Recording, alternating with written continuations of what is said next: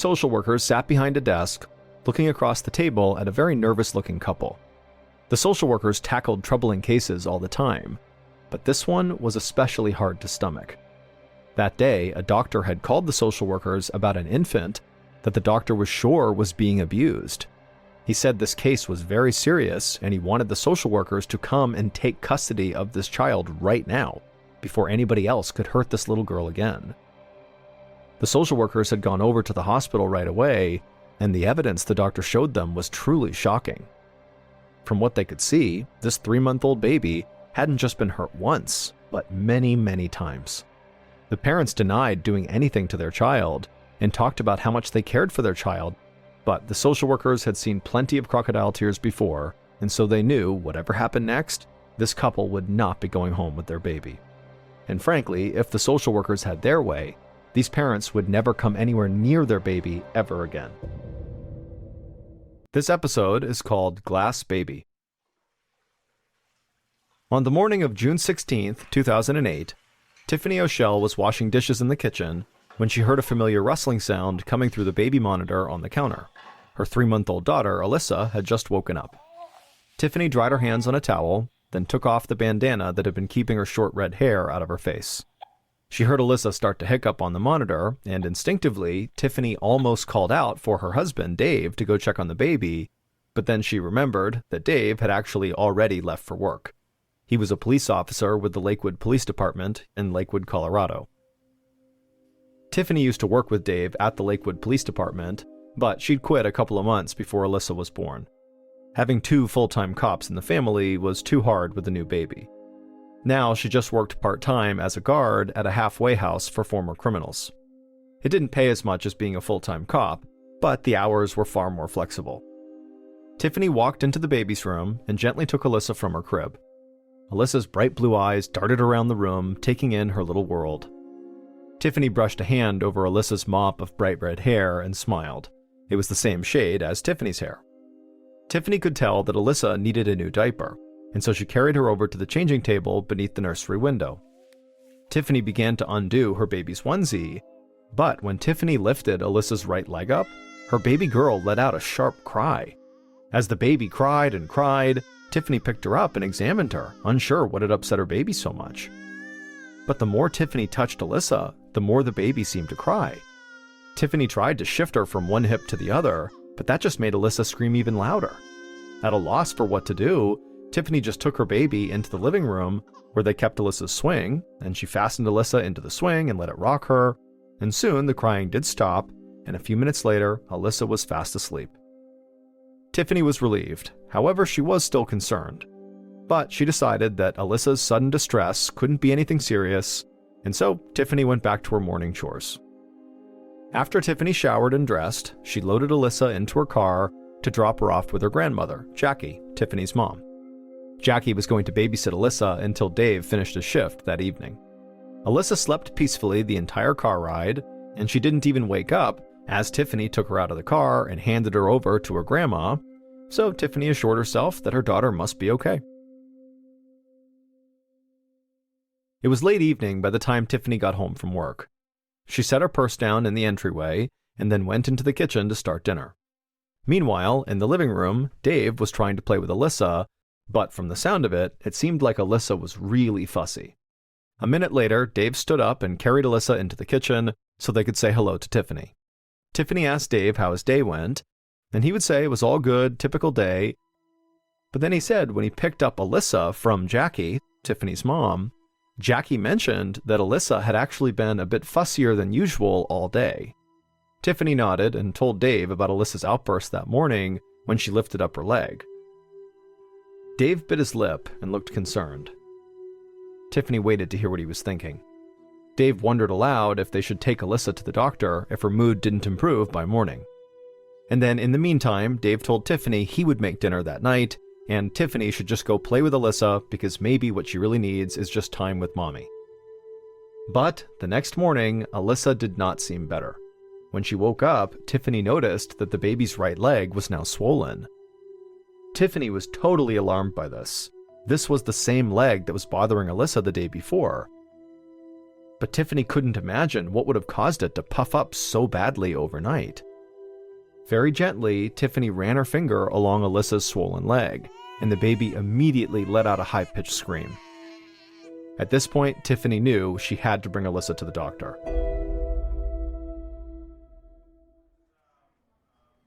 By that afternoon, Tiffany was sitting in the emergency room at the Denver Children's Hospital. She was on the phone with her husband Dave, explaining that their baby's regular pediatrician didn't know why Alyssa's leg was swelling, and they had sent her to the hospital for more complete x-rays. Now, Tiffany was waiting for a doctor to come back with the results. Dave told Tiffany that he was actually in the area on patrol, and he would just swing by the hospital. A few minutes later, Tiffany was looking out the window when she saw Dave's patrol car pull into the parking lot. Dave hopped out and walked into the emergency room, and his worried face broke into a smile when he saw his wife. He walked over to her and sat down and asked her how she was doing. But before Tiffany could say anything, a doctor carrying their baby's x-rays walked into the waiting room with a very grave look on his face. He asked Tiffany and Dave to please follow him, and then without waiting for them, he just turned around and walked into an empty exam room. Tiffany felt her chest tighten. When she'd first met this doctor, he'd seemed really friendly, but now he seemed cold and distant, like he was preparing himself for a very difficult conversation. She looked to Dave for encouragement, but Dave just kind of shrugged and whispered that, maybe the doctor was having a bad day. A nurse was already sitting in the room when Tiffany entered carrying Alyssa. And then once she and her husband were inside the room, the doctor got up and closed the door behind them. Then he told Tiffany and Dave very matter-of-factly that he'd looked at Alyssa's x-rays, and he discovered that she had 11 bone fractures in both of her legs, all in various stages of healing. They would have to fit Alyssa for splints on both legs. These splints would keep her legs in place and help the fractures heal. Tiffany was totally shocked, and she instinctively turned to her husband, but he also looked totally shocked. Tiffany then turned to the doctor and asked what he meant. Surely this was a mistake. The doctor didn't answer. Instead, he clipped Alyssa's x-rays to the light board on the wall and started pointing to all the dark lines across the child's bones. Each of the lines represented a fracture. Tiffany and Dave looked at the x-rays and then back at each other in absolute horror. Then Tiffany said to the doctor and the nurse that she and Dave were both incredibly gentle with their baby and very attentive to her every whine and cry, and so she didn't understand how they could have missed these injuries. The doctor frowned and said that so many bone fractures were a huge red flag, and he said he'd actually already called the Adams County Human Services Department, and they were actually waiting for Tiffany and Dave right now in the hallway, and they wanted to ask them some questions. Tiffany could scarcely find any words to respond, and so she just kind of nodded and said she would do anything to help her baby. But then the nurse who was in the room came across and tried to take Alyssa from Tiffany's arms, and suddenly it dawned on Tiffany and Dave that the doctor and really the staff at the hospital must suspect them of child abuse.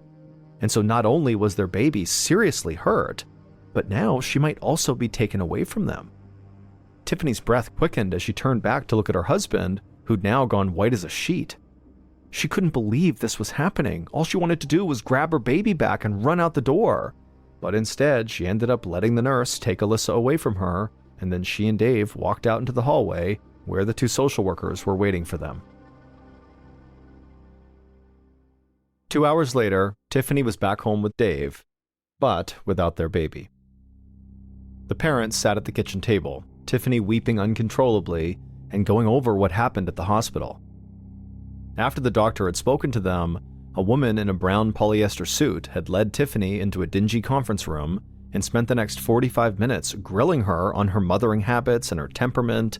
Then she had told Tiffany that the state social workers were not going to let her and Dave take their baby home.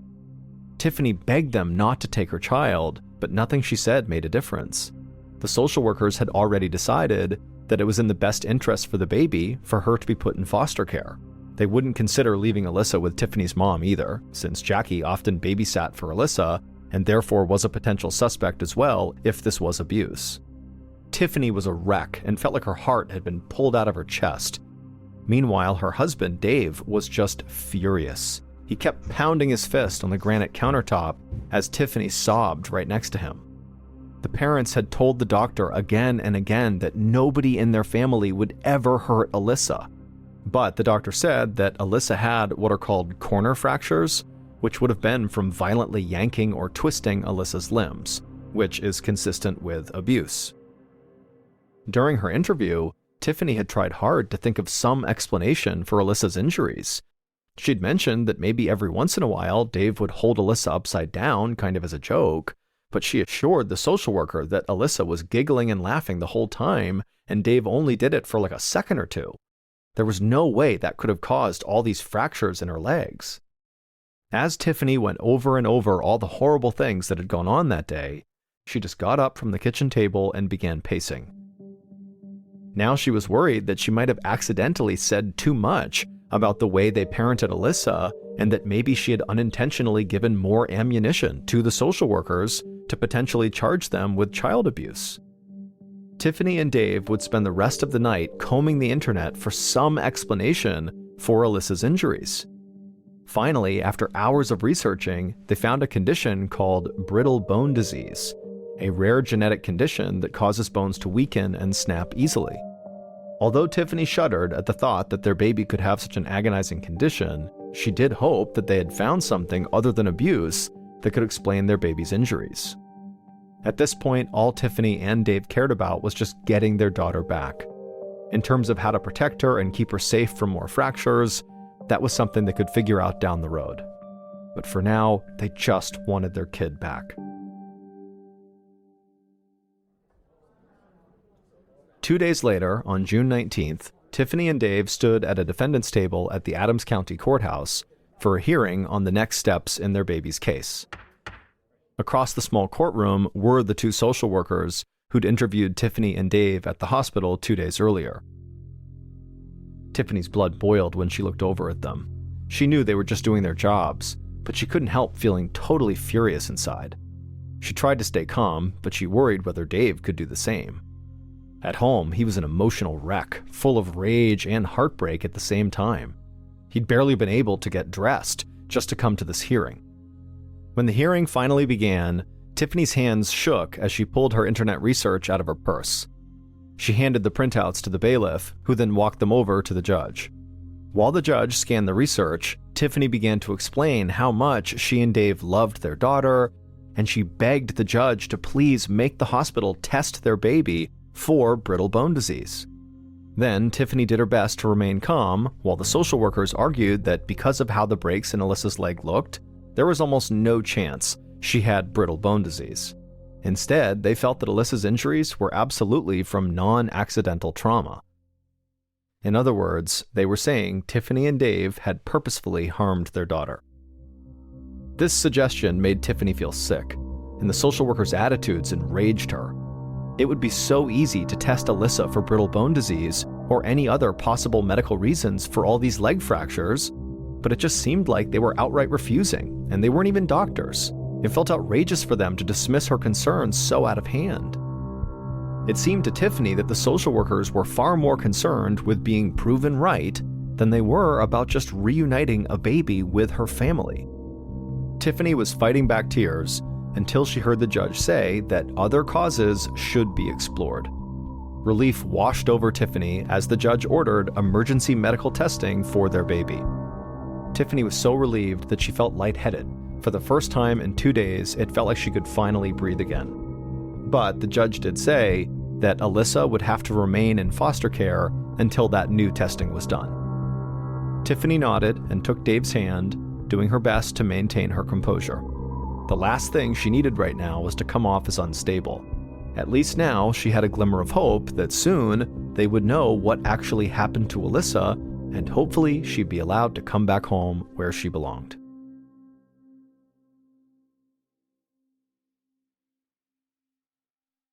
The next morning, Tiffany was in her kitchen pouring water into the coffee maker for her and Dave. Dave was so depressed that he'd called in sick for work and had not gotten out of bed. Tiffany was up, but yawning from exhaustion after another sleepless night. Then the phone rang, and any hope that their life was about to return to normal flew out the window. It was a nurse from the hospital who was calling, and she told Tiffany that the social workers had scheduled Alyssa's emergency medical testing. However, they had scheduled it for early October, more than 3 months away. Tiffany could not believe it. Tiffany knew the social workers were trying to put off the tests as long as possible because they were already convinced that she and Dave were the ones abusing Alyssa. Tiffany knew the tests they were going to do would very likely prove that she and Dave really were innocent, but now they had to wait 3 months to do those tests? These were 3 months they could never get back with their daughter who was so young they needed to be with her. A week later, on the evening of June 26th, Dave couldn't stop his hands from shaking as he left work. He was on his way to visit Tiffany's grandfather, Charles Cooper. The two had become close friends over the years. Charles was a great listener, and the two men could discuss just about anything as they played pool and drank beer in Charles's basement. Dave was in a dark mood as he knocked on Charles's door. Then, after Charles opened it up and welcomed Dave inside, Dave followed the older man downstairs. Charles then handed Dave a beer and asked how he and Tiffany were holding up, and Dave immediately started talking a mile a minute. He said things were getting worse and worse and worse. He told Charles that he'd heard through the grapevine at the police station that Alyssa's social workers believed that he, Dave, was the one who'd broken Alyssa's legs. And if that was true, he would be charged with child abuse, which was a felony. Which meant there was a very real chance that in a matter of days, Dave was going to be arrested. And the reality of this was so overwhelming, Dave felt like he was losing his mind. Charles just shook his head in disbelief and asked what had made Dave the lead suspect. But Dave just shrugged. All day, he had been replaying in his mind the interview he had done at the hospital with the social worker, and the only thing he could think of that made him look kind of guilty was the fact that both he and Tiffany had mentioned that Dave periodically held his daughter upside down just to make her laugh. David stressed that he did this totally gently, but clearly the social workers did not believe him, and they thought that whatever Dave was doing when he flipped his daughter upside down was hurting her. Charles walked over and gave Dave a hug and told him to just keep the faith. But Dave shook his head. In a little more than a week, he'd gone from being the proud father of a happy family to an alleged child abuser facing a steep prison sentence. Dave took a sip of his beer and told Charles that he was terrified of going to prison. He'd heard horror stories of what happened to cops who wound up behind bars, and he was also scared that Tiffany would leave him if he was incarcerated. Charles tried to offer some comfort, but Dave was just too upset and scared to be reasoned with. Dave knew enough about the criminal justice system to understand that he would need money for a good lawyer, plus about $50,000 for bail, and if he did really go to trial and was found guilty, he'd lose his job, he'd lose his house, he'd lose his family. He just knew this whole ordeal was going to totally destroy him. Dave apologized to Charles and said he just needed to go. He wanted to be home with his wife, or maybe walk the neighborhood and clear his head. And without another word, Dave hopped up, he jogged up the basement stairs, and left out the front door of the house. 2 days later, Tiffany was at her parents' house for breakfast. She tried to eat, but mostly she just moved the food around her plate. She told her parents that she was really worried about her husband. Over the past couple of days, he'd been growing more and more despondent, and he didn't want to talk. He was convinced that his life was about to be over. Tiffany was trying to be strong and hold their family together, but it was proving to be a nearly impossible task, because as much as she wanted to reassure Dave, she was growing increasingly worried too. She told her parents that she had to be realistic. Even if she was not charged with abuse, Dave's legal fees could cost them their house. And if he went to prison, she couldn't afford to live on her own. She'd be a single mother raising Alyssa in her parents' basement. Tiffany turned to her father, Paul, and begged him to please help her save her family. She didn't know what they could do exactly. Her parents didn't have a ton of money, and nobody could convince the social workers to remove Alyssa from foster care. But Tiffany was desperate. All she wanted was to hear her parents say, "Everything is going to be okay." Paul laid his hand on Tiffany's forearm and promised her he would do everything he could. But realistically, the gesture just didn't make Tiffany feel any better. She felt like if she wanted to save her family, she'd have to do it herself. A few hours later, Tiffany sat inside of a small beige office in Denver with a dark wood desk and matching bookshelves. The shelves were cluttered with legal books, an old encyclopedia set, and all sorts of awards and honors. Behind the desk, an older attorney with a balding head sat leafing through Alyssa's case file. After talking with her parents that morning, Tiffany had realized she really needed to start looking out for herself and Alyssa in case Dave did go to jail. So she'd made this appointment in the hopes that this lawyer could help her get her child back. The lawyer kept periodically rapping his knuckles on his desk like he was totally lost in thought trying to think something through, to the point where Tiffany wondered if he'd actually forgotten she was in his office too. But then the lawyer coughed and kind of leaned back in his leather chair and looked at Tiffany. Finally, he spoke. He told Tiffany he had an idea. She should file for divorce. Tiffany felt like she'd been punched.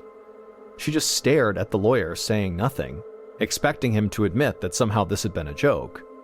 But then the lawyer explained that no, in his professional opinion, Dave did not stand a chance and was going to be imprisoned. And so if she wanted any shot of getting custody of their baby once Dave was incarcerated, this was a necessary first step. Tiffany felt totally outraged. She wanted a lawyer who would help keep her family together, not try to break it up. She told the lawyer she did not need to think about this. There was no way she was going to do this. But the entire ride home, her mind just continued to race.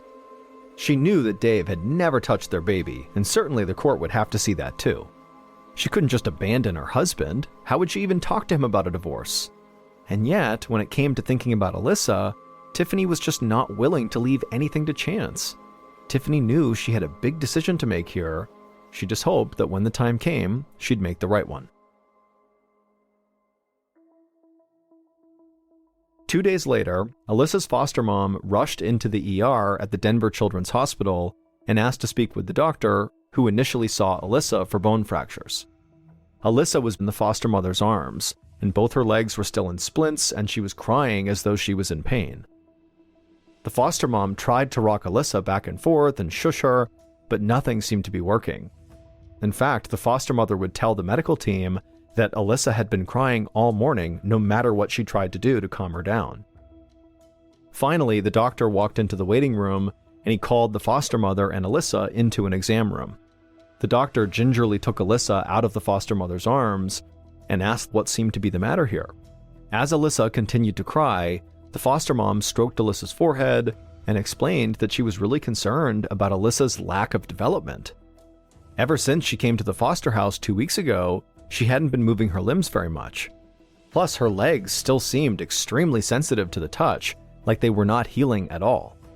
She'd also developed a rapid breathing pattern that sounded raspy and forced.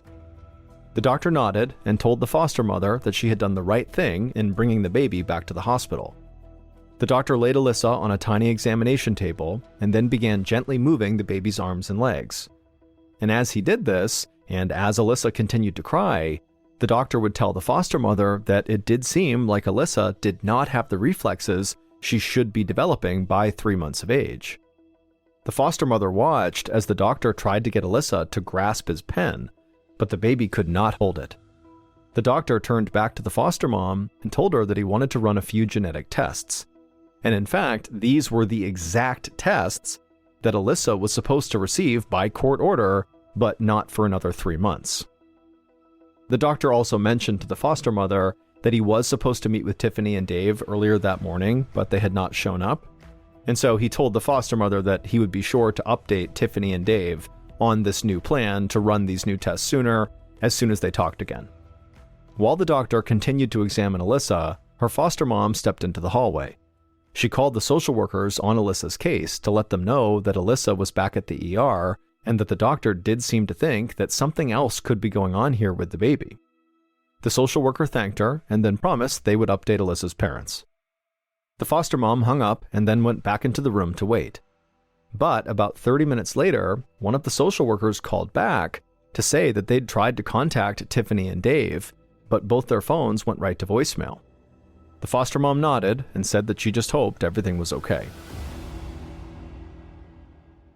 Around 3 p.m. that same afternoon, June 30th, Tiffany's mother, Jackie, was also trying to get a hold of Tiffany and Dave. She'd been calling them all morning, but neither had picked up. Their radio silence really worried Jackie. She knew the parents had several important meetings that day that they could not afford to miss. At 8 a.m., they had an appointment at the hospital about their child abuse case. Jackie had expected some kind of update afterwards, but had not heard a thing. Then at 11 a.m., Dave was supposed to meet with his lawyer, who was going to take him to the police station to be questioned by the detective on Alyssa's case. Then at 1 p.m., Tiffany had an appointment with her own lawyer. Tiffany had not updated Jackie about what she was going to do yet with regards to filing for divorce or not, and as much as it pained Jackie to admit this, she did think that Tiffany would have to divorce Dave in order to get her baby back. Tiffany had promised to stay in touch with her mom, Jackie, all throughout the day, but now it was going on 3 p.m. and Jackie hadn't heard a peep. Jackie called Tiffany and Dave's house and their cell phones again, but still nothing. Jackie went upstairs to her bedroom where her husband, Paul, was napping, and she tapped him on the shoulder. Paul woke up and asked if she'd heard from Tiffany, but Jackie just shook her head and said she didn't know where they were and couldn't get in touch with them. And then she suggested that, maybe Paul should drive over to their house and see if they were okay. Paul didn't hesitate. He jumped out of bed, grabbed the keys, and then he and Jackie headed out the door towards the car.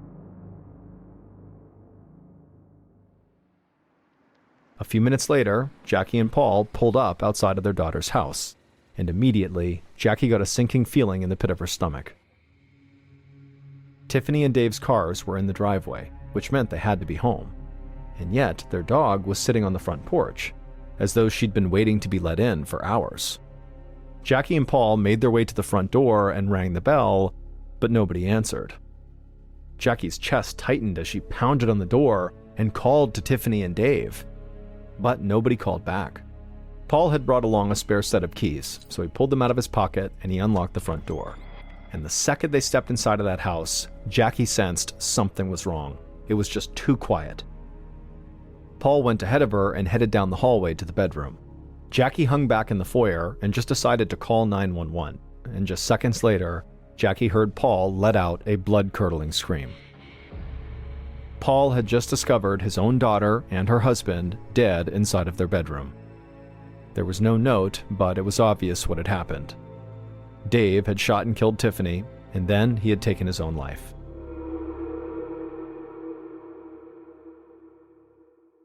A week later, Alyssa's test results came back, and one thing was absolutely clear. She had never been abused by her parents. She was diagnosed not with brittle bone disease, like Tiffany and Dave had thought, but instead with something even more rare. The baby had spinal muscular atrophy, a debilitating genetic disease that causes muscles to steadily shrink and weaken. Tragically, there's no treatment for spinal muscular atrophy, and in newborns, the disease is always fatal. Doctors concluded that Alyssa's bone fractures either came during her birth or just from normal handling after birth. In short, Dave and Tiffany had done nothing wrong.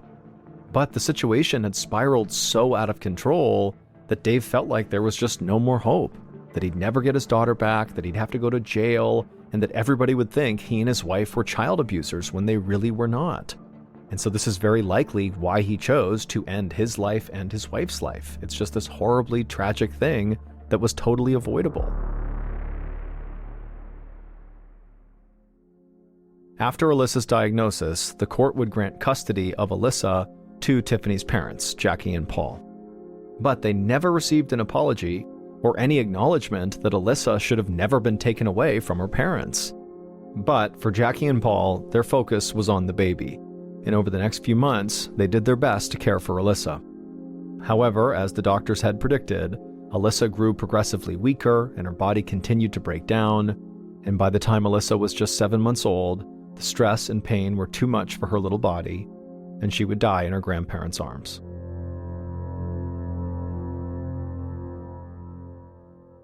"21-year-old Debbie Carter looked around at the Tuesday night crowd in the Coachlight nightclub where she worked part-time as a waitress.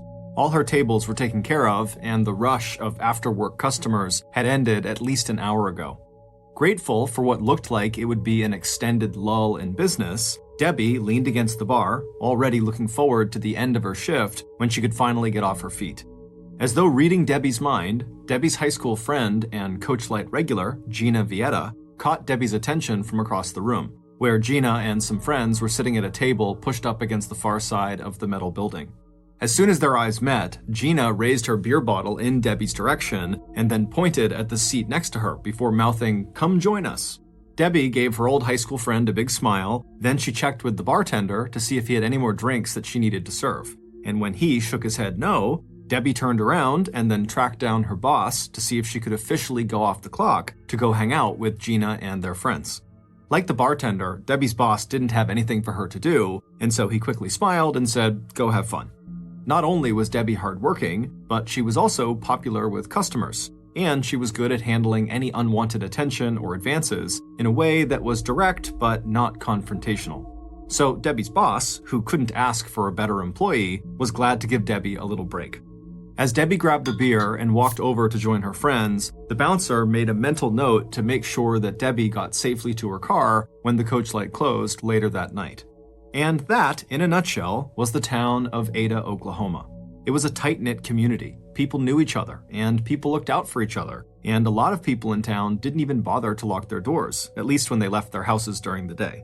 As for the coach light, on that night, December 7th, 1982, the popular local watering hole was a perfect example of how the town as a whole had held on to those deep-rooted small-town values despite the huge social and economic changes of the last 8 decades. Gone were the oil gushers and the huge deposits of petroleum and natural gas that had put Oklahoma on the map back in the early 1900s.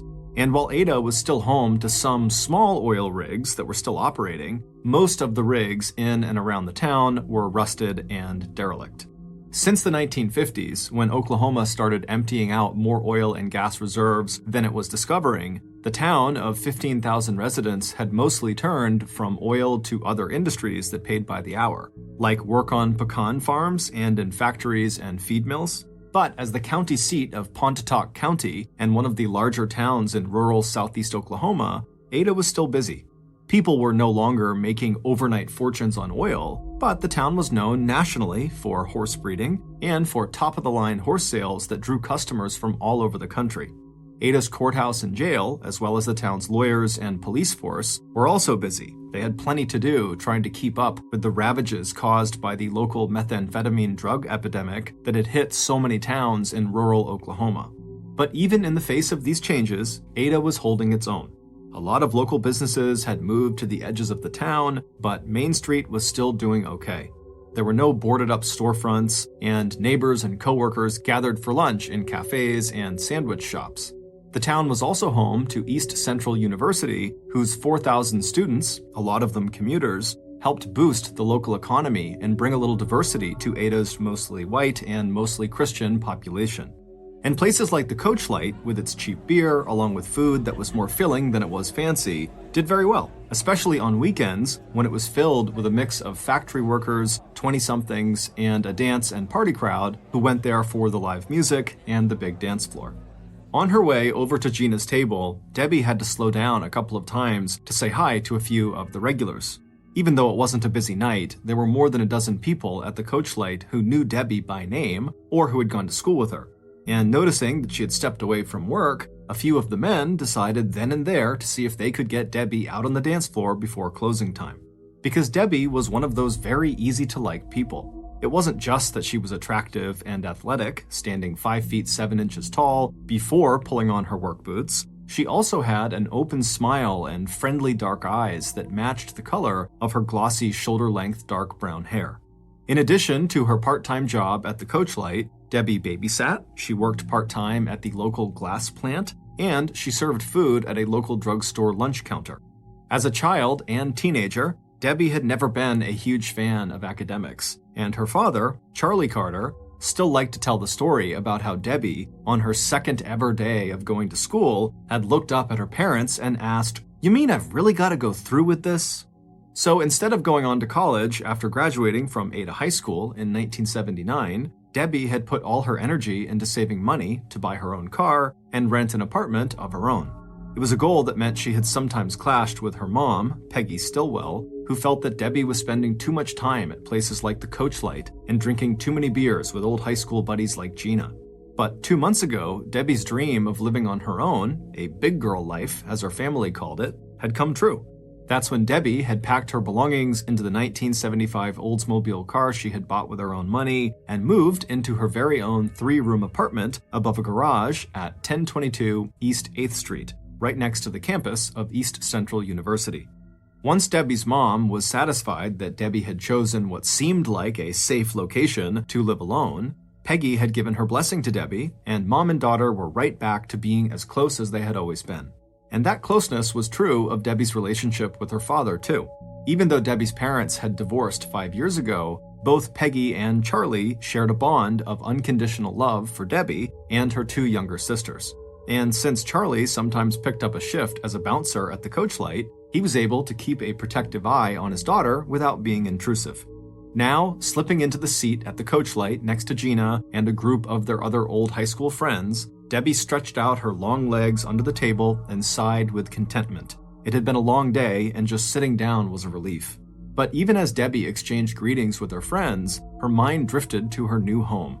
And just thinking about the apartment she had worked so hard for gave Debbie a thrill. She'd always been someone who liked her independence, and now that she had a place of her own, she loved keeping her cozy living room, kitchen, and bedroom absolutely spotless. And with no one to look over her shoulder, she could eat as many mayonnaise sandwiches, a personal favorite of hers, as often as she wanted to.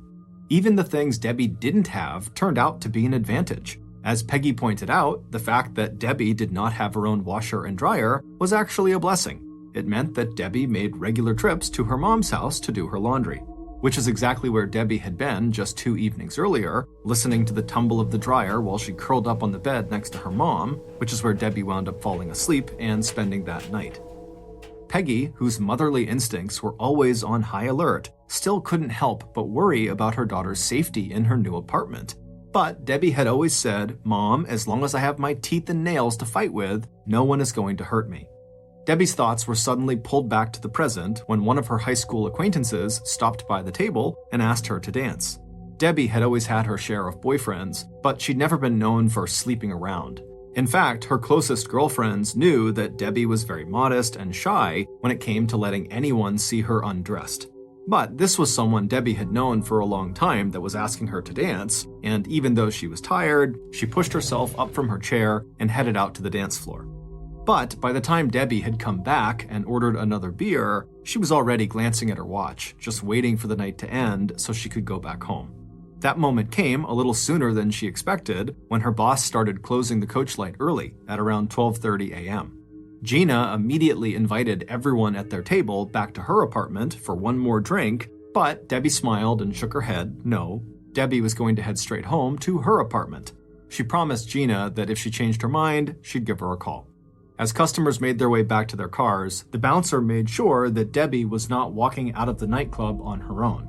And after having a brief conversation through her car window with another Coach Light regular, Debbie rolled up her car window, turned on the car engine, and drove out of the Coach Light parking lot towards her new home. At 2:30 a.m. on the morning of December 8th, 2 hours after the Coach Light closed its doors and turned off the lights, Gina heard the ring of her telephone cut through the noise of the people talking and laughing over drinks at her apartment. When she answered her phone, she was surprised to hear Debbie's voice on the other end. She was even more surprised by what Debbie was asking Gina to do. According to Debbie, there was a visitor in Debbie's apartment who was making Debbie uncomfortable, and Debbie wanted Gina to drive over and give Debbie a ride to Gina's house. Since Debbie had her own car and could drive to Gina's house, the request made no sense to Gina, unless Debbie's visitor wasn't letting Debbie leave. Gina tried to ask Debbie who the visitor was, but their conversation was cut short by muffled noises on Debbie's end. Gina heard Debbie talking to someone, and then the sounds of what might have been a struggle over control of the phone. Gina didn't wait to hear anything else. She sensed something was wrong. Before hanging up the phone, Gina told Debbie that she would be there as soon as she could. But before Gina even made it out the door, her phone rang again, and again the caller was Debbie. But now Debbie sounded much calmer and told Gina not to come get Debbie after all, and that everything was actually okay. Debbie did ask Gina to please give Debbie a call later that morning to make sure Debbie was awake. After hanging up the phone a second time, Gina's first impulse was to ignore Debbie's second call and just still drive over to her apartment to make sure she was okay. But by the time Gina had made it out to her car, she was already having second thoughts. Even though it seemed unlikely, if Debbie did have a man over for the night, Gina didn't want to barge in on them. And Debbie had seemed very emphatic on that second call, telling Gina not to come over. So even though Gina had almost reached her car, she slowed down and then reversed course. A few minutes later, she was back inside of her own apartment, where her friends that had come over were now starting to gather their coats and leave.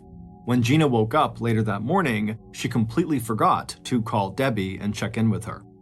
At 11:20 a.m. on December 8th, that same morning, Donna Johnson headed up the narrow wooden stairway to Debbie's apartment on East 8th Street. An old high school friend of Debbie's, Donna now lived an hour away in Shawnee, but she was back in Ada for the day to visit her parents and to catch up with old friends like Debbie. But just as Donna reached the tiny landing outside of Debbie's front door and had already raised her hand to knock, she felt bits of broken glass grinding under her shoe. And at the same time, Donna registered the fact that the little window in Debbie's door was broken. Even as Donna did reach up and start knocking on the door, she heard the faint sound of a radio playing inside of Debbie's apartment. When there was no answer to her second knock on the door, Donna checked the doorknob and realized that the door was unlocked. As soon as Donna stepped inside, she knew something was terribly wrong. The living room in front of her was a mess. The sofa cushions were scattered on the floor, and strewn across the linoleum in the kitchen off to her side, Donna saw a woman's blouse and a pair of jeans. Even as Donna started to step past the mess towards Debbie's bedroom, she took in the sight of words scrawled in red on the living room walls and on the small white table in the kitchen. But nothing could have prepared Donna for what she saw next. Lying face down on the floor of the bedroom on the far side of the bed, nude except for one sock, lay Debbie's bloody and lifeless body. The bed had been shoved away from the wall, and all the covers were pulled off of it. On Debbie's back, Donna saw more words written in red liquid. Stumbling backwards in horror, Donna suddenly realized that whoever had done this to Debbie might still be hidden inside of the apartment, and a minute later, Donna was clattering back down the stairs outside. Hopping into her car, Donna drove to the nearest payphone to call Debbie's mother, Peggy, who in turn quickly called her ex-husband, Charlie. Charlie arrived at his daughter's apartment ahead of the police and medical personnel. In Debbie's bedroom, Charlie fell to his knees next to his daughter's body. Charlie called Debbie's name twice before gently lifting one of his daughter's shoulders so he could look at her face. A bloody washcloth was stuffed deep into Debbie's mouth. Minutes later, the street in front of Debbie's apartment was lined with police cars, a wailing ambulance, and law enforcement. Stepping into Debbie's apartment bedroom, Ada police detective Dennis Smith took one look at Debbie's body and knew that he had a brutal rape and homicide on his hands. As the 17-year veteran of the Ada Police Department took in the horrific details of how Debbie had died, he also knew that this case felt intensely personal. In addition to knowing Debbie's parents, Charlie and Peggy, Detective Smith's own daughter was good friends with Debbie's younger sister. Doing his best to keep his emotions under control, the 39-year-old detective immediately ordered officers to seal off the immediate area around the apartment from the growing crowd of neighbors and bystanders. After clearing the inside of the apartment, Detective Smith did not waste any time. He sent police officers out to knock on doors and interview neighbors to see if anyone saw or heard anything unusual during the night and early morning hours. He also wanted a list of Debbie's friends, boyfriends, coworkers, family members, and possible enemies. Police would soon find out from Debbie's friend Gina about the 2 phone calls Debbie had made between 2:30 and 3 a.m. that morning. And based on that testimony, they would quickly narrow the time of the murder to some time between 2:30 a.m. and 11:40 a.m. when Donna had discovered Debbie's body. With that information in hand, Detective Smith was especially interested in knowing exactly who saw or interacted with Debbie on the night of December 8th and into the early morning hours of December 9th at the coach light. Since that could include a list of dozens of people, Detective Smith also pushed out a general request for the male patrons of the coach light the night before, as well as any male acquaintances of Debbie's, to come to the police station and voluntarily submit hair, pubic hair, and saliva samples. Satisfied that the investigation was now underway, Detective Smith stepped back and tried to make sense of the crime scene, in which all 3 rooms of Debbie's apartment appeared to have been upended by a struggle between Debbie and her attacker. In fact, starting with the shattered front door window and ending with the ripped and torn trail of clothing and furniture, the apartment was so trashed that Detective Smith realized that this homicide might be the work of more than one perpetrator. That suspicion grew stronger as the detective looked at the 4 messages that the killer or killers had left behind. Written in nail polish on the wall of the den was the sentence, "Jim Smith will die next." On Debbie's back, written in what would turn out to be ketchup, Detective Smith read the name Duke Graham. Once Debbie's body was turned over, the detective would see a single word written in red fingernail polish on Debbie's chest, "Die." And on the kitchen table, written in ketchup again, was a message that referred explicitly to 2 killers. "Don't look for us, or else."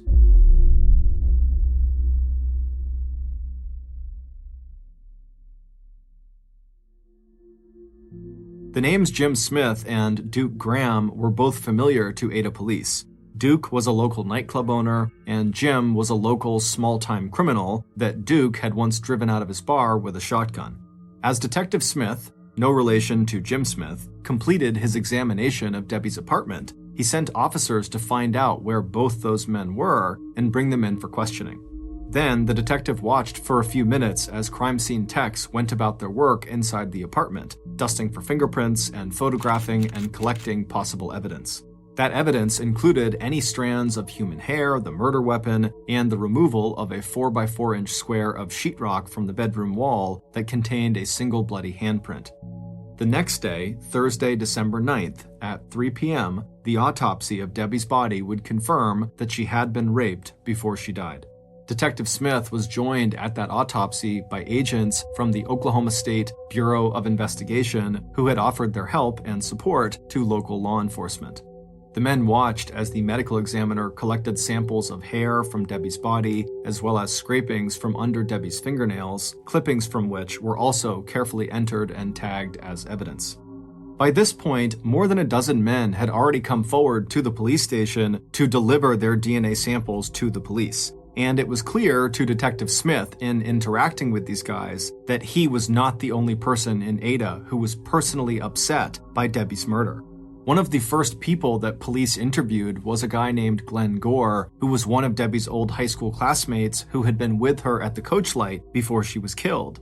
And he, like the other friends who had been with Debbie that night, was very shaken up and just could not understand who would want to harm Debbie. And over the next few days, police would hear testimony that sounded a lot like Glenn's. No one seemed to have any idea who would want to harm Debbie. And within days of the murder, police had confirmed that neither Graham Duke or Jim Smith could have been involved in the killing. Graham had an ironclad alibi, and Jim was locked up in state prison. By the morning of Debbie's funeral, on Saturday, December 11th, 3 days after her murder, townspeople's fear and frustration only got more intense as mourners filed past Debbie's open casket, because all the makeup in the world could not disguise the terrible injuries to the young woman's swollen and badly beaten face, and whoever had done that was still out walking the streets. Meanwhile, investigators were frustrated by the fact that they had to wait for results from the state's crime lab. Investigators knew that a key piece of physical evidence in the case was the bloody handprint that had been collected from the wall of Debbie's apartment. If that print did not belong to Debbie, it had to belong to someone else who was in the room when Debbie was killed, and that person would most likely be Debbie's murderer. But in the face of growing public pressure to solve a case that was quickly showing signs of getting cold, Detective Smith and Ada's prosecuting attorney, Bill Peterson, decided they could not wait until the Oklahoma State Crime Lab ID'd that print.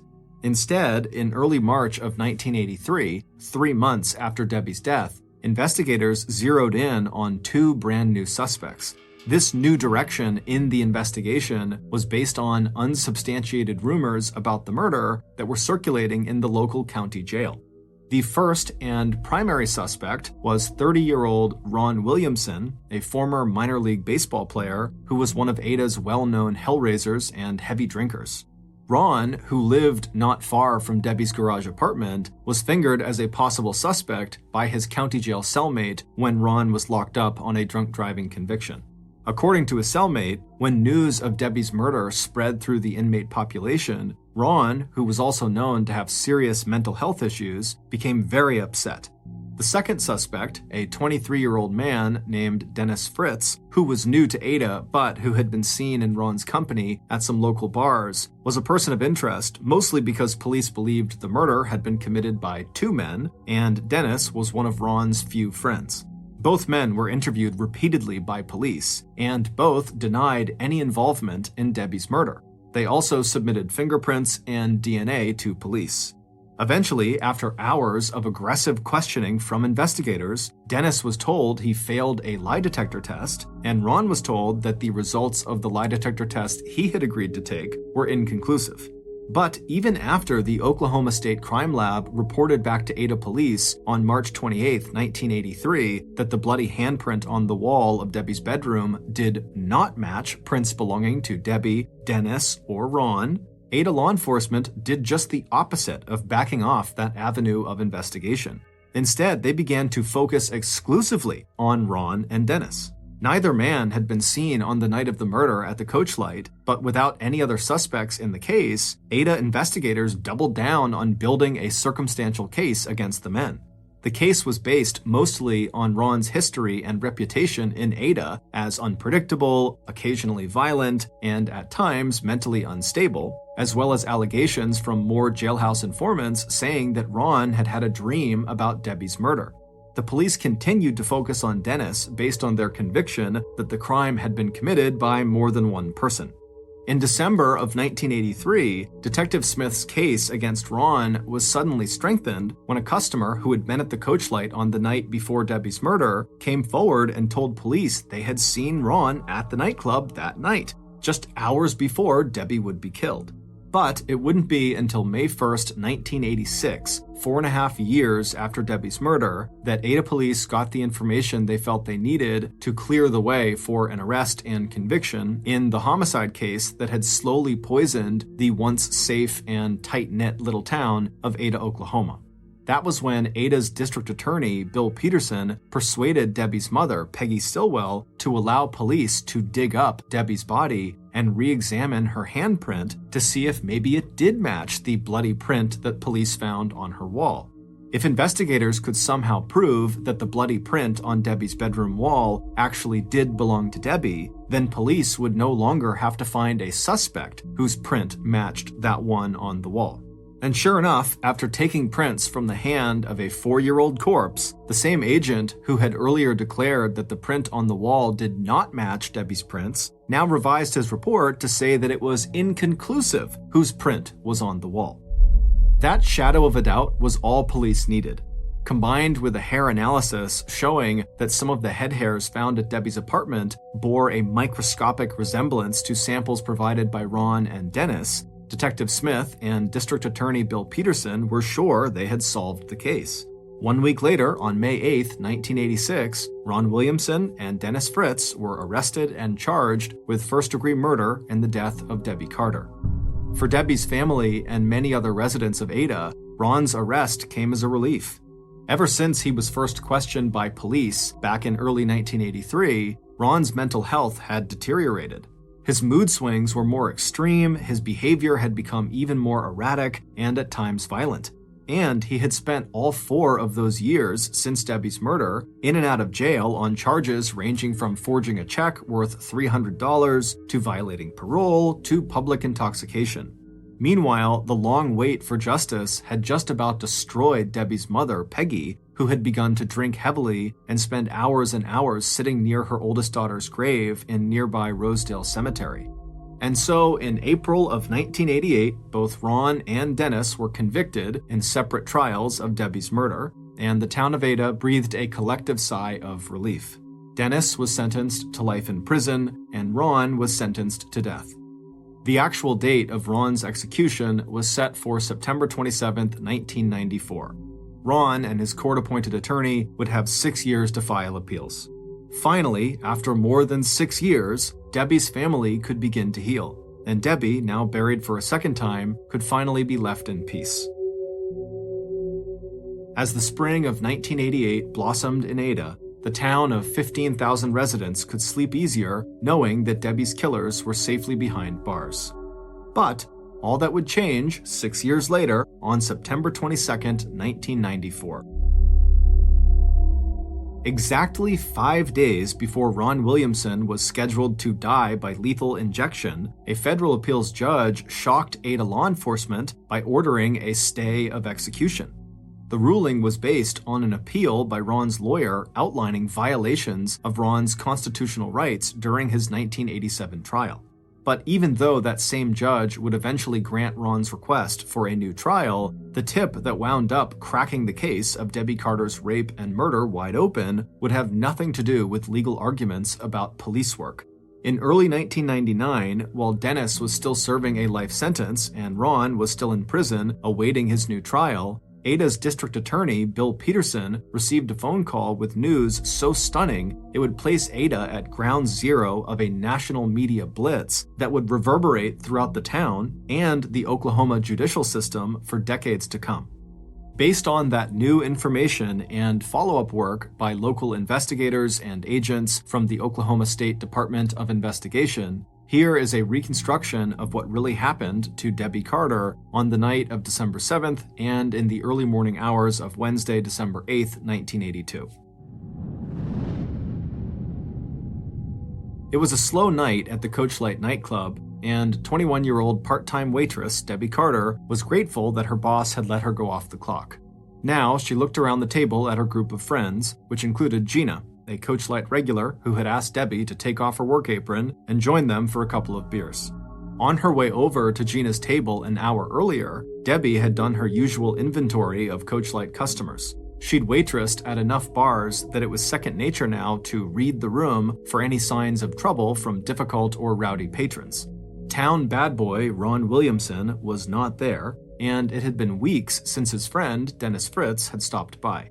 Ron was 8 years older than Debbie was, and all she really knew about him and his friend was that they liked to play guitar and that Ron had once been a very popular and promising kid who went on to play minor league baseball for the New York Yankees before an injury had ended his career.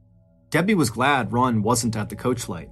You serve him a couple of drinks and he could get loud and aggressive, and she'd heard that at least one woman back in 1978 had accused him of rape, although Debbie had also heard that those charges were eventually dismissed. But there was still one person at the Coachlight that night that Debbie wished wasn't there. She'd felt his eyes following her when she crossed the room serving drinks, and again when she had walked over to Gina's table. He'd even come over and asked Debbie to dance. She had agreed, they'd gone to school together and they had known each other for years, but when he'd gotten so persistent out there on the dance floor, pressing in way too close to her, she'd actually had to push him away and leave him standing out there alone. When the Coachlight closed early at 12:20 a.m., and Debbie had declined Gina's offer to go to Gina's place for one more drink, there her creepy dance partner was again. This time, he was insisting on walking her to her car out in the parking lot. Debbie had told Mike, the bouncer that night, that this was one of her high school classmates who actually kind of scared her. And when this classmate stood outside of her car and tried to talk to her through her car window, Debbie was glad to see Mike kind of slow down on his way to his own car to make sure Debbie was okay. Seeing her chance, Debbie waved at Mike and then rolled up her car window, turned on her car engine, and drove out of the parking lot, once again leaving her old high school classmate, her creepy dance partner, standing there all alone. Getting dumped like that did not sit well with Debbie's killer, but he knew where Debbie lived, and he'd made up his mind to drop by her place later that night. A few hours later, Debbie's killer was walking the last few blocks of the way to Debbie's new apartment on East 8th Street. He was relieved to see a light on in the rooms above the garage, and a few minutes later, he had walked up the set of wooden stairs to the small landing outside of Debbie's front door. When Debbie's face appeared in the small glass window, her killer took a step back and put on his most reassuring smile.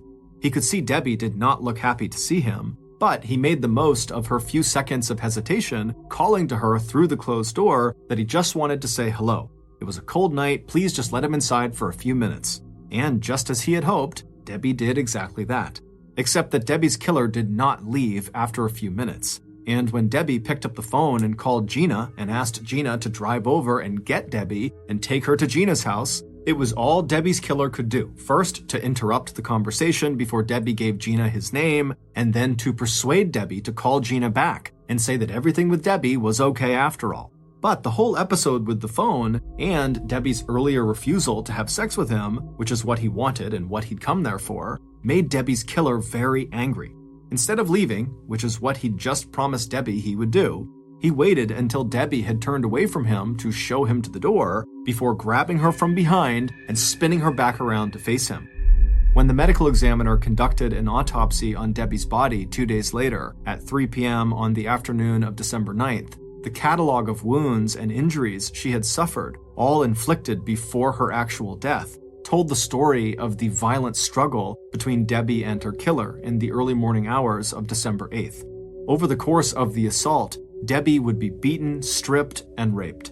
In trying to fight off her attacker, Debbie would sustain bruises, scrapes, and small cuts on her arms, hands, face, under her chin, and on the back of her head, along with bruises and bite marks inside her mouth and on her tongue.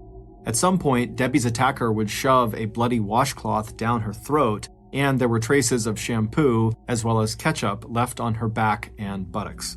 In addition to the electrical cord that Debbie's father would see wrapped around his daughter's neck, Charlie would also see the beautiful leather belt that Debbie's mother had given Debbie for her 21st birthday, a belt that had now been used to strangle their oldest daughter. The medical examiner would confirm asphyxiation, lack of oxygen, was the ultimate cause of Debbie's death. After the killer had squeezed the last breath of air out of his victim, he sat straddling Debbie's body for a few moments so he could catch his breath. Then he pushed himself back onto his feet and collected and adjusted his clothing before turning his attention to Debbie's apartment. According to an expert in crime scene reconstruction, Debbie's killer would have spent a substantial amount of time staging the crime scene to make it look like the attack had been the work of more than one person. And Debbie's killer would also use the messages he wrote on Debbie's back and chest, as well as on the walls and kitchen table in her apartment, to divert police attention to two other men, Duke Graham and Jim Smith, who were already known to aid law enforcement. Once he was satisfied with his work, Debbie's killer took a final look around, then stepped to the door of Debbie's ruined apartment.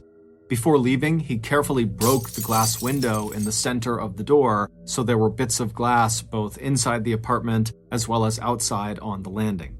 Pulling the unlocked door closed behind him, the killer walked down the wooden stairway out into the cold Oklahoma night air. Later that day, Debbie's killer would go to the Ada police station along with the dozens of other men in town, and he would tell police that he did see Debbie the night before at the coach light, but he had no idea what happened to her. And unlike the 44 other men who would come to the Ada police station over the next days and hours and weeks, Debbie's killer managed to go to the police station but slip away without giving his fingerprints and without submitting samples of his saliva and hair. He would also change his statement 1 year later and tell police that on the night of December 7th, he had seen Ron Williamson at the coach light, and that when the killer had walked Debbie out to her car just after the coach light closed at 12:30 a.m. on December 8th, Debbie had confided to him that she was afraid of Ron. Later still, at Ron's trial in 1988, Debbie's killer would be the star witness whose testimony to that effect would help put both Ron and Dennis behind bars, Ron facing the death penalty and Dennis facing life in prison. It wouldn't be until April of 1999, 11 years after Ron and Dennis were convicted, that advances in forensic science and the real killer's own criminal history would finally catch up with him. Because even as Ron Williamson was filing the legal appeals that would result in a stay of execution just 5 days before he was scheduled to die and the granting of a new trial, Dennis Fritz had been working tirelessly to get a new analysis done of all the DNA evidence that had been collected at the scene of Debbie's murder back in 1982. And by early 1999, Dennis was finally successful. And on January 26th and 27th, new tests conducted by Laboratory Corporation of America showed that none of the semen samples collected at the crime scene and from Debbie's body matched samples given by Ron and Dennis. Later, tests on the 17 hair samples that had also been collected at the crime scene, including one strand with a hair follicle still attached, also excluded Ron and Dennis as Debbie's killer. Meanwhile, even though Debbie's killer had literally gotten away with murder on December 8, 1982, By 1987, he was behind bars serving a 40-year sentence for robbery, aggravated assault, and kidnapping. And in 1995, the state of Oklahoma began taking blood samples from every one of its prison inmates, analyzing DNA from those samples, and entering the DNA results in a brand new DNA bank. With recent advances in forensic science, law enforcement would run DNA evidence collected from crime scenes through that DNA databank to see if any inmates were connected to unsolved crimes. And in 1999, not only would the Laboratory Corporation of America run DNA tests that would clear Ron and Dennis of any involvement in Debbie's murder, they also ran tests against the Oklahoma Prison DNA Databank that would identify Debbie's real killer. When Ada law enforcement were informed about the results of those tests, not only would Ron and Dennis be set free, but District Attorney Bill Peterson would have to prepare for a new murder trial and build a case against his own former star witness who had helped wrongfully convict Ron and Dennis 11 years earlier. But before police could charge their new suspect in the 1982 murder of Debbie Carter, this case took one more unbelievable twist. Around noon on the day that Ron and Dennis finally walked out of prison as free men and drew their first breath of cool and fresh Oklahoma spring air, Debbie's killer quietly slipped away from his prison work detail in the town of Purcell, 50 miles north of Ada. Pulling off his prison work shirt, Debbie's old school classmate, Glenn Gore, the same Glenn Gore who had been the first to go to Ada police and give them his testimony and say, "Oh my goodness, I can't believe this happened to Debbie, who would do this to her?" That Glenn Gore melted into the nearby woods close to the ditch he had been cleaning, and when police arrived at the Lexington prison where he was serving his 40-year sentence, they found that Glenn had escaped. 6 days later, Glenn turned himself in on condition that his return to prison would not be handled by Ada law enforcement. In the days and weeks that followed the release of Ron and Dennis, Detective Smith and District Attorney Bill Peterson would be completely discredited in the local, state, and national press for their mishandling of Debbie's murder investigation.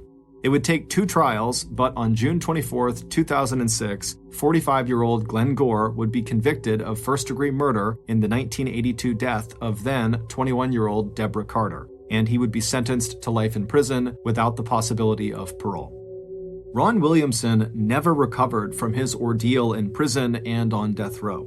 Although he and Dennis both received an undisclosed amount of money in damages for their wrongful conviction, Ron's mental and physical health just kept getting worse. After giving most of his money away, Ron died in a nursing home in December 2004. He was only 51 years old. Dennis Fritz would return to Kansas City, where he would go back to teaching school and living with his daughter, but in 2016, he would suffer a debilitating head injury in a car accident. Detective Dennis Smith would die of a sudden, unexpected heart attack in June of 2006, just weeks after being called to testify in Glenn Gore's murder trial. In 2014, Debbie's mother, Peggy Stillwell, would write a letter to Glenn Gore begging him to tell her why he killed her daughter. Unfortunately, Glenn never wrote back. Thanks to author John Grisham, whose 2006 nonfiction account of the story, The Innocent Man, was an invaluable source of information in creating this episode. Please see our source list for links to other related material. The primary criticism of virtually every paranormal story out there is a lack of credibility. Either the person claiming the events happened lacks credibility themselves, or you just don't have any other corroborating evidence, like other people that witnessed it, other credible people that witnessed it, or in many cases, a lack of video or photo proof that said paranormal event happened. But in the case of the story today, you not only have a highly credible witness, a NASA robotics engineer, you also have other corroborating witnesses that are from that NASA engineer's family that were there and witnessed it with him. And you have, albeit limited, you do have video footage of what they are claiming happened that was paranormal. But before we get into all of that in today's story, if you are a fan of the strange, dark, and mysterious delivered in story format, Well, that's what my channel is all about, and I upload 3 to 4 times a week. So if that's your thing, if you could gently pulverize the like button and then turn on all notifications so you don't miss any of my uploads every week. All right, let's get into it. Bill Vail has always been incredibly scientifically minded.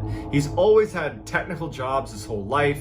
He took a job for 15 years at NASA as a robotics engineer. He also spent a little time as a pilot for NASA as well. He is just somebody that is very process oriented. And in fact, his family and friends, they say this with respect, but they say that, Bill, he lacks an imagination. He's super pragmatic, super to the point, and doesn't really have time for, call it, creativity. He's all about facts. In 2002, Bill and his wife separate, and it catches Bill a little bit off guard.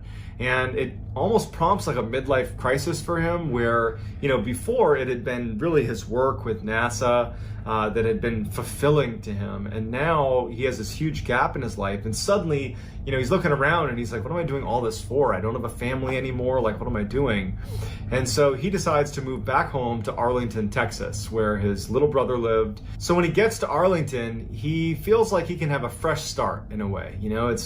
He has family around, so he doesn't feel quite as lonely, and he actually just takes a job at his brother's water purification company because he wasn't sure what he was going to do. He just knew that he needed to do something. So he gets a job at this water purification company, and he starts working with his brother, and he finds that even though it's not the same type of work that he was doing as a robotics engineer at NASA, it was nice to be working day in and day out with a family member. So Bill has only been living in Arlington for just a couple of months, and he had only been at the water purification company for maybe a couple of weeks. And so when a Saturday house call was called into the company and no one really wanted to do it, Bill thought, you know what, I'll take one for the team, make a good impression on my coworkers, and I'll take the house call.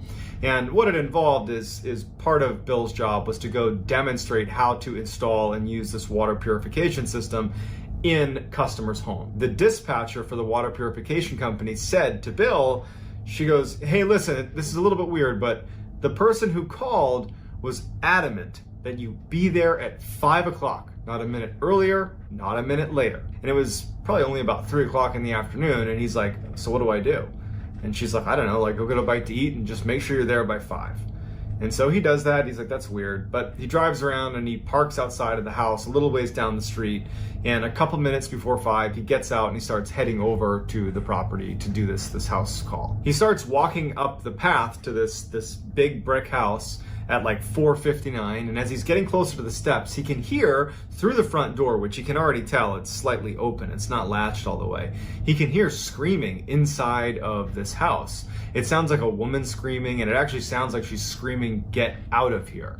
But he doesn't really know what to make of it. He has a job to do, so he walks up to the door, and even though it's open, he knocks.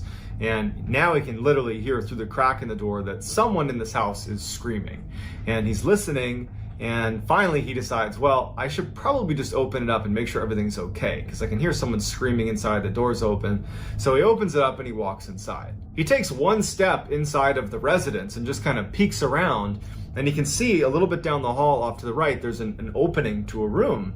And in the room are 3 men on their knees in a little circle, and a woman is walking around them in a circle, and she's holding a book in her hand, and she's speaking in tongues.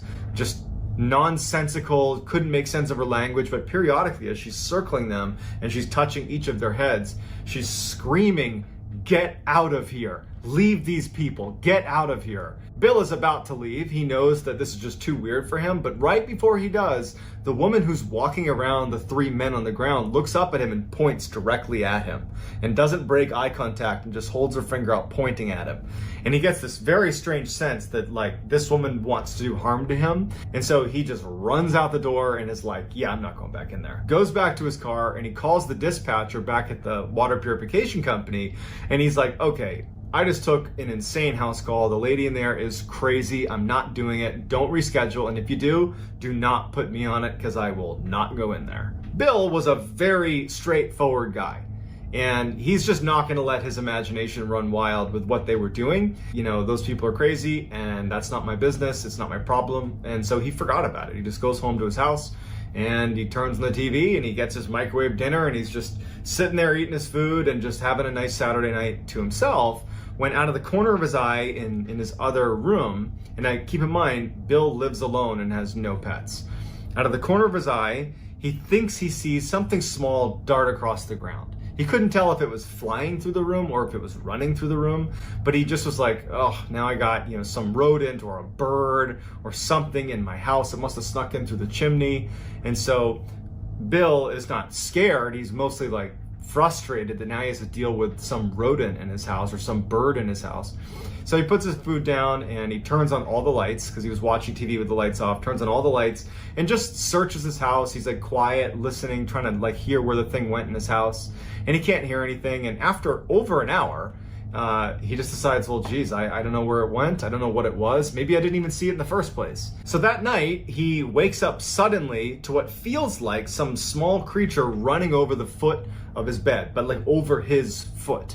And it instantly wakes him up and he instinctively sucks his legs up to his chest under his covers.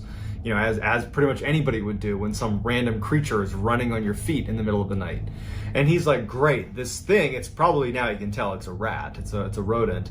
He's like, great, now it's literally in my bedroom on my bed. And so he flips on the lights and now he's just mad because this is right in the middle of the night. It's the last thing he needs. And he lights on and he searches the room. He looks under, his dresser, he looks in the closet, he looks under his bed, he looks everywhere. And he can't find this thing. He's stopping periodically to listen and he can't hear scurrying or anything. Did I imagine that as well? Because I guess I don't know if I saw something darting out of the corner of my eye when I was watching TV. I think I did. And just now, could that have been in my dream? Because he wasn't really awake for it happening. He woke up to it and thought it's what happened. And so he's starting to like tell himself that, you know what?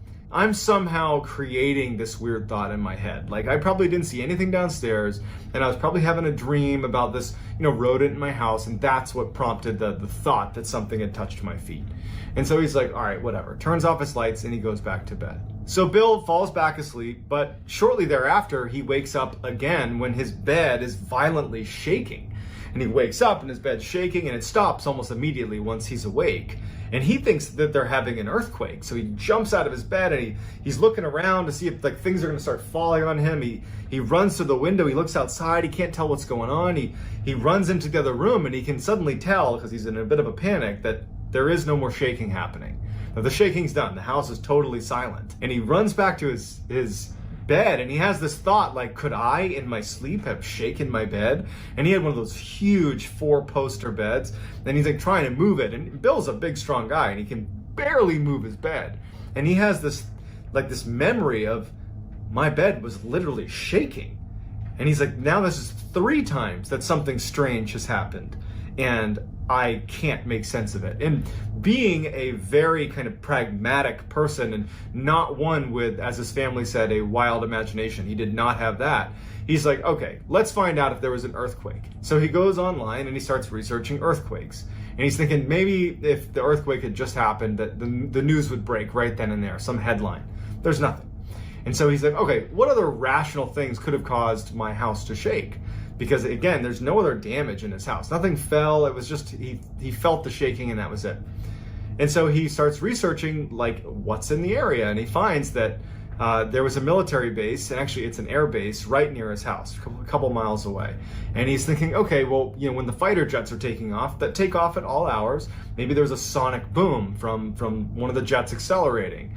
And he didn't know if that was it, but he thought it could be it. And then he's like, oh, well, there's also all these oil rigs that are drilling in the area. Maybe there was an accident. So he's researching for, recent accidents at oil rigs. And he's trying to find a rational explanation for this bed shaking incident. He also can't help but feel like, what happened with that thing I saw that was like touching my feet? Like, he's not connecting the two events, but he has this weird sense that either something's wrong with him and he's losing his mind, or something really weird is happening in his property. So as he's trying to find this rational explanation, his internet goes out. And so he tries troubleshooting it a couple times, but he can't get it to work. And so he calls his service provider to just have them see if they can fix it. And so he calls customer service, somebody picks up, and they're like, yep, your internet's out, let me fix it for you. Let me put you on a brief hold. And so they put him on hold, and as he's sitting there like listening to elevator music, like staticky sound started coming through the receiver, and he's just noticing it. It's nothing significant. But then a voice comes into the phone that is speaking in tongues, like nonsensical language, and it sounds almost threatening. At some point, Bill is just totally unsettled by this voice because it's just going on and on. He's been on hold now for like 2 minutes of this weird voice. He just hangs up. And like in just a couple of seconds, he gets a call back from the same customer service rep that he had just been speaking to. And he had an accent, and Bill picked up on it and said, "Hey, was I just talking to you?" And the customer service rep was like, "Yes, sorry, we got disconnected." And Bill says, "Did you hear that voice? Did you hear that strange voice on the phone?" And the customer service rep, who's mostly operates on a bit of a script, kind of deviates for a second and says, "Actually, yes, I did hear that. And I was actually trying to figure out how that could have been possible because we use a very secure phone line when we talk to our customers, and there's really no way for someone to actually block my ability to speak to you. Like, even if someone was on the call, you would still be able to hear me, and I was trying to yell to you and you weren't hearing me. So I don't know how that would have happened. But I definitely heard the voice. I don't know what that was, and we're so sorry." So both of them are definitely weirded out by it, but you know, the customer service rep, he's got a job to do, and he's like, "Hey, your internet works again. Thanks. Talk to you soon." He hangs up, and Bill's left with his internet working again, but now that's the fourth strange thing. He has the thing that runs across the room as he's watching TV. He has the thing that ran across his feet at night. He has his bed shaking, and now he has this like devil voice speaking in tongues on the phone that the customer service rep also heard and couldn't make sense of. He decides to, you know, I'm done doing research for the night. It's, 3 in the morning or whatever it was. I'm gonna just try to get a couple hours of sleep because this is just starting to freak me out a little bit. So Bill gets back in his bed and he's trying to sleep, but he can't stop thinking about the fact that there have been 4 strange occurrences in the span of just a couple of hours. And he can't help himself but start to feel a little bit worried that something that he doesn't understand is going on, something bad is going on. And as he's sitting there desperately trying to sleep, he swears he can hear some sort of sound underneath his bed. He knows it could be his mind playing tricks on him, but it doesn't matter. He thinks he hears it, and it's now he's officially spooked. Like a child, he pulls the covers over his head, and he's just laying on his bed with the covers over his head, just basically trying to convince himself like this isn't happening. There isn't anything under your bed. Just relax. Nothing's happening. He's got his legs sucked up, up near his chest. He's just under his sheets. And the way he was positioned is he had left a light on in his room, and there was a light basically beaming down onto the sheet that was over the upper part of his body. So there's a little bit of light into the cavern under his sheets. And so he's holding it up over his head. And as he's sitting there, like trying to tell himself that nothing's going on, he looks down towards the foot of his bed, under his covers, right?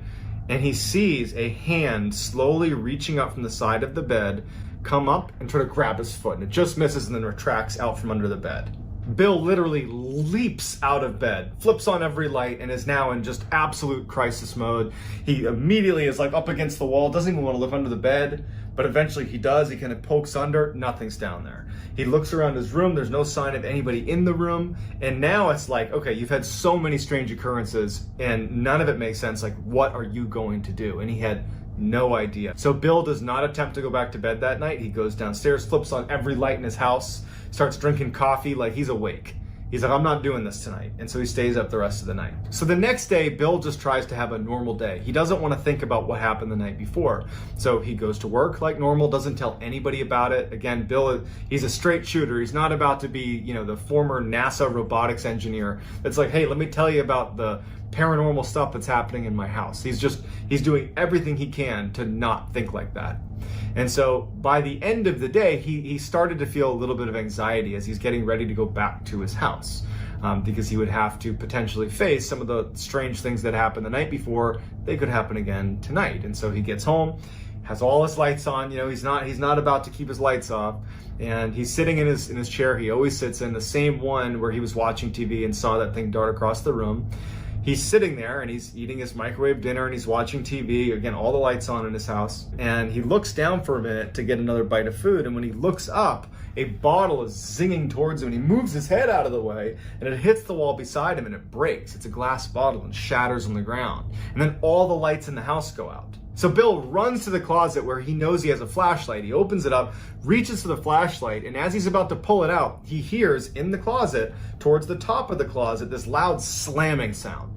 And he had a couple pretty heavy boxes on the very top shelf in his closet, and it sounded like someone had almost lifted one up and then slammed it down on the top shelf. But obviously he didn't do that, and it totally freaked him out. He grabs the flashlight, shines it in the closet. There's no one in there. There's nothing in there. And he backs out, and then the lights come back on. And his heart's racing because he knows what just happened. Someone just threw a bottle at his head. Someone just slammed something in his closet, and he's in full panic mode. And so the only person he can think to call is his brother, because he's not prepared to go to the police, because the things he would need to describe are kind of nonsensical sounding. But his brother, who's very rational, equally kind of pragmatic in his approach to everything. He calls his brother and he's like, get over here. I got some weird stuff happening in my house and I just need a sanity check. And so his brother, Bob, his younger brother, Bob, he comes over. And as soon as Bob gets there, Bill is like, he had never had a discussion about the paranormal with his brother before. So he's just like, all right, this is going to sound weird, but Bob, I need you to just go in this closet and just go in the closet. And Bob's like, what in the world are you talking about? And Bill's like, please, just go in there. I'm going to shut the door and I want you to just tell me what happens. And so Bob's like, all right. Bob goes in the closet. Bill shuts the door behind him. Bill's just out there waiting. And Bill calls to Bob, hey, turn off the light. There's a little pull string, little tiny light bulb. Turn off the light in there. So, Bob's like, all right. Turns off the light and it's pitch black in there.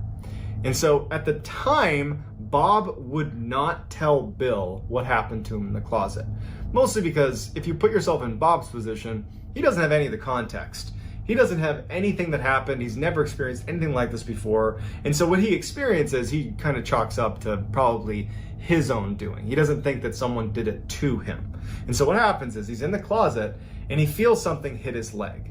And he thinks, oh, I must have knocked into something that hit my leg, like a pair of shoes or something. And he's just standing there, and then something hits him hard in the face, and he thinks, oh, I must have hit something on the top shelf that fell and hit me in the head.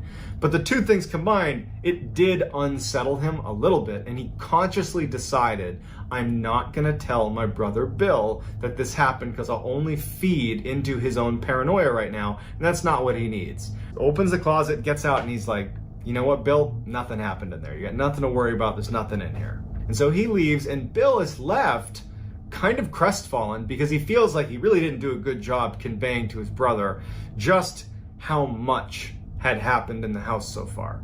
He basically said, I've heard some strange noises, go in the closet. And then nothing really happened. So he feels like out of his element. He just feels like he doesn't know how to handle it. And so he has only one other person that he feels comfortable kind of letting in to this situation, because it was just kind of embarrassing for Bill. I mean, he's this esteemed NASA employee. The last thing he wants is to have somebody think that he's like losing his mind a little bit. But he has his friend Michael, who is a sound engineer that worked for a couple podcasts. And when he calls him, Bill doesn't even really know what he's going to say to Michael. He just needed to talk to someone, like a friendly voice kind of thing. And he calls him, and Michael's a little bit surprised to see Bill calling him, and they have a little bit of small talk. And Bill says to Michael, I don't know how to approach this with you, but I moved to Arlington, and I got some weird stuff going on in my house, and I guess I'm just telling you because I don't know what else to do. And so Michael's like a little bit caught off guard and is a little bit just worried about his friend. And he starts asking him some basic questions, just, oh, well, what have you heard? Like, what have you seen? Just not really sure if it's even remotely worth exploring, but just asking some basic questions. And as they're having this exchange, the voice that came on the phone during the call to the customer service rep for the internet provider came on the phone. And all of a sudden, Bill can't hear Michael, and Michael can't hear Bill. All they both hear is this voice, this like angry kind of demonic sounding voice that sounds very threatening. And so while this is going on, Michael just instinctively is like, well, I have all my sound set up here. And he grabs a mic and he puts it to the receiver and starts recording. And for a minute and a half, he sits there recording this voice. And then about 30 seconds into the recording, not that Michael could hear it, Bill on the other end, who's heard this voice before, and he's starting to get the feeling that this whole thing is bad. Like, it's bad. And he starts yelling to Michael to hang up. Don't listen to this. Hang up the phone. Don't listen to the voice. He's yelling for him. And then after about a minute and a half of this chaos that Michael's recording, the voice suddenly stops. And it goes back to Bill and Michael talking to each other. And it's like crystal clear. And so Michael immediately says, hey, Bill, you there? You there? And Bill's like, yeah, I'm here. I was trying to get you to get off the phone. You can't listen to this stuff. I don't know what it is, but it's bad. And Michael just goes, no, listen, I recorded that. Here, let me play it back for you. And so he starts playing it back, and it's silence. Except for when Bill was yelling to Michael, don't listen to it. Hang up, don't listen to it. And Michael is yelling in the beginning to Bill like, hey, what is that? What is this? But then it's all silence in between. So they aren't speaking to each other, even though they're on the phone with each other, and they hear something, but the recording only picked up their voices, not the demonic, possessed sounding voice. At this point, Bill is starting to get a little bit scared. Maybe he wouldn't admit to it, but he's alone in this house and all this strange stuff is happening, and he just decides that he's going to invite his brother over for dinner. And Bill is in the chair that he always sits in, and Bob and his wife Cindy are on the couch, and they're kind of having a nice time. Bill recalled feeling, it was just nice to have other people in the house. And they're watching TV, and as they're watching TV, suddenly Bill just stands up and kind of runs over to the room where he had originally seen that thing dart by, this rodent or whatever he saw. And Bob and Cindy obviously see him get up and run over, and they're like, hey, what did you see? What was that? And Bill's like, okay, I don't know how to describe what I saw, but I saw this thing that's in my house. And, Bob, I brought you over here because I've just been seeing this animal or something running around my house, and I swear I just saw it. And he goes, hey, look, Bob, sit in my chair, because it was the only vantage point into this room. The couch where Bob and Cindy were sitting, they couldn't really see into this room. And he goes, just listen to me. Bob, sit in my seat and just sit here and just watch the TV. Don't pay attention to the room. Just watch the TV and just see if something catches your eye. Because, maybe I'm seeing something that is totally rational, but something's happening. Just do what I was doing. And so Bob's like, all right. So he sits in the chair. Bill sits next to Cindy, and they start watching TV again. And Bob, all of a sudden, just clearly reacts to seeing something in the other room, and he goes, oh my God, what is that? And they all stand up, and Bill is like, well, what'd you see? And Bob's like, I don't know. It was like some kind of small animal or something, and it looked like it was on 2 feet. It did not look like a 4-legged animal. That's like a 2-legged animal. Like, what was that? And so Bob, he's now feeling like, I was in that closet, some weird stuff happened that I didn't tell Bill about. Now this, and he's like, okay, Cindy, his wife, Cindy, you sit in the seat. You do this now. And so now Bill and Bob are sitting on the couch watching Cindy, and Cindy's watching the TV. Of course, in just a matter of minutes, she sees something dart across the room. Now, was she just kind of jumping on the bandwagon because these two saw it? Maybe. But she certainly described the same thing that Bill and Bob claimed to have seen, which was a bipedal, small creature that was just running through the dining room. And so the three of them turn on all the lights, and they start searching the house. They're going to find this animal or thing in the house, and they search everywhere for hours, and they can't find anything. Finally, after it's getting late, Bob and Cindy are like, hey, Bill, I don't know what's happening in your house, but why don't you just come stay with us? We got a guest room. Just crash with us tonight, and you can come back in the morning and call animal control or whatever you want to do, but just you shouldn't be here tonight. There's too many weird things happening here. Bill, in a way, was actually kind of happy because now he had someone that he trusted and loved, his own family, that had confirmed that they were seeing the same things he was. That even though that is terrifying, that all of a sudden Bill is alone in this house with some creature, this small bipedal creature running around the house, at least he wasn't losing his mind. Or if he was, at least other people were too. So he was kind of relieved, and he was like, you know what? I'm not going to go with you because I don't want to just like give up my house. What will I do when I come back if it keeps happening? Like, I don't want to just give this up. So Bob and Cindy leave, and now Bill is determined to now, for the first time, start looking up paranormal explanations for what was happening. So quickly, Bill realizes that you can't just search the paranormal. There's too many things online. It's so hard to tell what is considered like credible and what isn't, because there's just no fact checking going on. It's just people kind of putting things on the internet.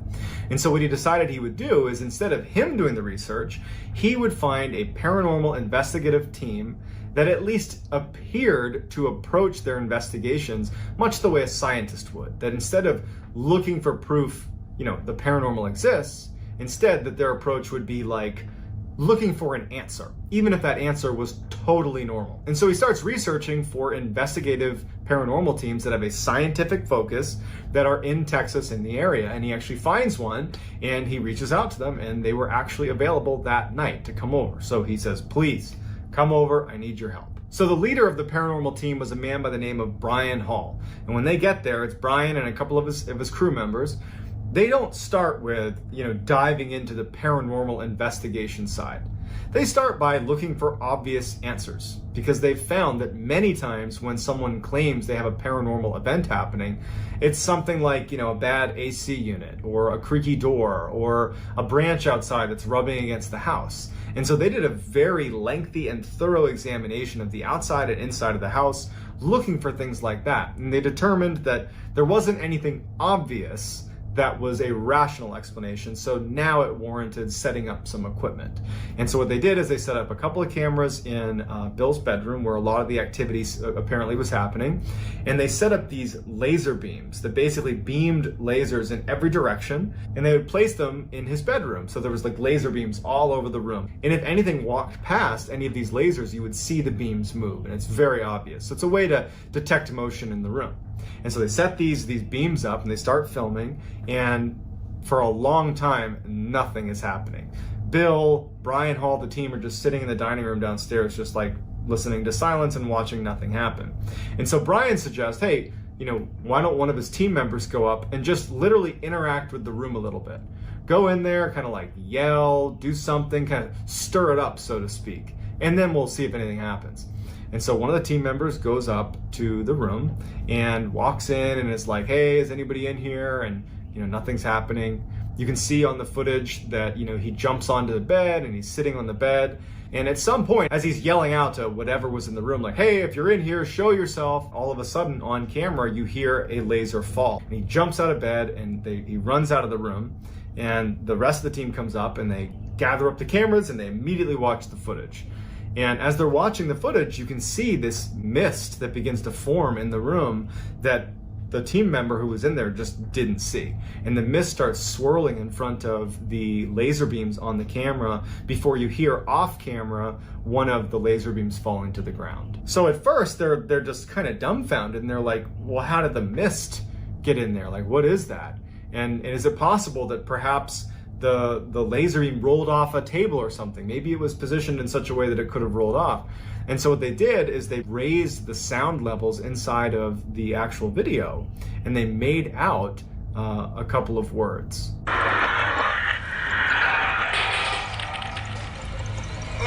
And so at this point, Brian Hall and his team feel like they have quite a bit of data that actually does lend credibility to the idea that there is something paranormal happening in Bill's house. So as they're packing up to leave, they say to Bill, like, you gotta go. You can't be here. Like, I'm surprised you're still here now. And Bill just was this super prideful guy, and he just was like, no, I'm gonna stay. Like, I've made the decision. I'm not gonna run. I'm gonna stay here in this house. And they're like, that's a bad idea. And honestly, they were right, because some pretty horrible stuff happens after they leave. So that night, he knows he's not gonna sleep. So he has all his lights on in his bedroom. He's sitting with his knees tucked up to his chin. He has upbeat music, like classical music, but very upbeat music playing on the radio right next to his bedside. And he's just trying to like kind of create good vibes in his room. And so as he's sitting there, he hears what sounds like a Mack truck smashing into the side of his house. Like, it was so loud and just deafening that he instantly sprints out of his door, runs downstairs, runs outside to like inspect the damage to his property. And nothing's outside. There's nothing. There's no Mack truck. There's no damage to his house. There's nothing. He walks all around his property. He's like, did something fall on the street? Am I losing my mind? Like, what's going on? And so he goes back in the house after quite a bit of looking around, seeing if something might have fallen off of his roof that made a sound. Nothing. He goes back in his house, and as soon as he steps foot in his house, he hears a similarly loud crashing sound, as if, a vehicle is smashing into his house, except it's inside of his house, in his dining room. It was in the same room where he first initially spotted that thing running across the ground. And so he runs in there to look for some horrible damage to the inside of his house, but there's nothing disturbed. There's nothing shaking. There's nothing out of place. His dining room is intact. And as he's sitting there, he hears his car alarm go off outside. And now he's thinking, this thing is screwing with me. I'm not going to let it win. I've stayed here against better judgment for multiple days. I'm not going to give in now. And so Bill kind of goes into fight mode. Now he's mad. And instead of being scared of what's happening, he starts screaming at the top of his lungs, like, show yourself. And so as he's doing that, he hears yet another loud crashing sound up in his bedroom. And so he runs upstairs ready to fight with whatever this is in his house, because it's gotten to a breaking point for Bill. He charges in his room. There's nothing in there. But unlike the dining room, and unlike when he was outside, the crashing sound continues while he's in the bedroom. So he's standing in his bedroom, holding his ears from the deafening crashing sounds over and over and over again, but there's nothing moving. There is no way for the sound to be emanating from that room, but it is. And after what feels like an eternity of this horrible smashing sound, it just completely stops. And it's dead silence. And Bill lifts his hands off his ears and he's looking around, and he's expecting it to start again, but it doesn't. And it's just dead silence in the entire house. After quite a while, and he still doesn't hear anything, he gets back in his bed. All the lights are on. His radio's on. And he tucks his legs up to his chin, and he's just holding himself basically in the fetal position. And he is, at this point, he's now just petrified. He had his big fight moment, but I think he's now thinking that this thing was just challenging me back. It's basically saying, I can do whatever I want to you, and you can't touch me. I can do whatever I want, you can't touch me. And he's realizing that maybe he could have made it worse, and he's sitting there knowing he's not going to sleep. It's still the middle of the night, and he starts hearing a noise that sounds like maybe shuffling of feet. Something's moving around underneath his bed. And as he's sitting on his bed, at the head of his bed near his pillow with his feet tucked in, he looks at the foot of his bed, and this huge, just wide, 6-foot-tall black figure emerges it's bright in the room. This black figure emerges at the foot of his bed. It's got this huge tooth coming out of its mouth, and it gets into this jerky position and starts moving towards Bill, and it gets right in front of him, and it puts its face right against Bill's, and then grunts and then disappears. Bill continued to see this horrible black figure in his house, and it continued to kind of challenge Bill, and Bill stopped challenging it back. And so Bill started waking up with these scratches on his chest. He was hospitalized a couple of times, prompting the hospital to do welfare checks on Bill because he was showing up with these mini heart attacks because of the stress that he claimed was from having this stuff happening to him. And his family's so concerned. And it wasn't until Bill started really doing some aggressive research on demons that he read about exorcisms. And he remembered that when he showed up for that house call, a lot of the language that he was hearing coming from that woman who was screaming, leave these people, leave this house, it sounded like an exorcism. And he was thinking that, do you think it's possible that the exorcist knew that she needed another host for these demons? And so she planned it so that she would have this water purification person show up right at 5 p.m. so that she could be at the part of her exorcism where she could cast the demons onto him. After 2 exorcisms of his own to his house, it still hasn't stopped. He's still, to this day, is dealing with the paranormal activity in his house. And when asked why he hasn't sold his house, is he thinks that he couldn't live with himself if he ever put another person through what he has dealt with at his house. I don't know about you, but I would not have lived in that house for an additional 18 years. That just sounds like the worst. But, I'm not Bill, and so he's made up his mind that that's what he needs to do. But for me anyways, I would have left that house. I would have abandoned that house more than likely. But I'd love to hear what you would do in that situation, and I'd love to just get your feedback on this story. It's interesting when you have a story like this coming from the mouth of someone so credible, like a NASA robotics engineer who's inherently skeptical, and having lots of corroborating evidence. I'd love to hear what you all think about this particular story and whether you think this is true or just something else that's totally rational and easy to explain. I'd love to hear in the comments. That's going to do it, guys. Before you go, if you want to get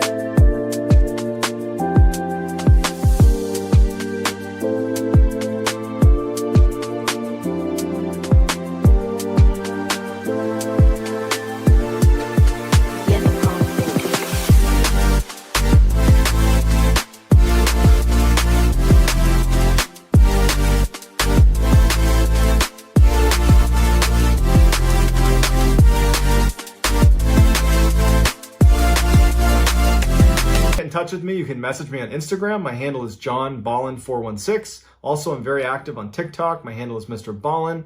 And if you like this video, again, if you would, please pulverize the like button and turn on all notifications so you can get more of these types of stories. That's going to do it, guys. Take care.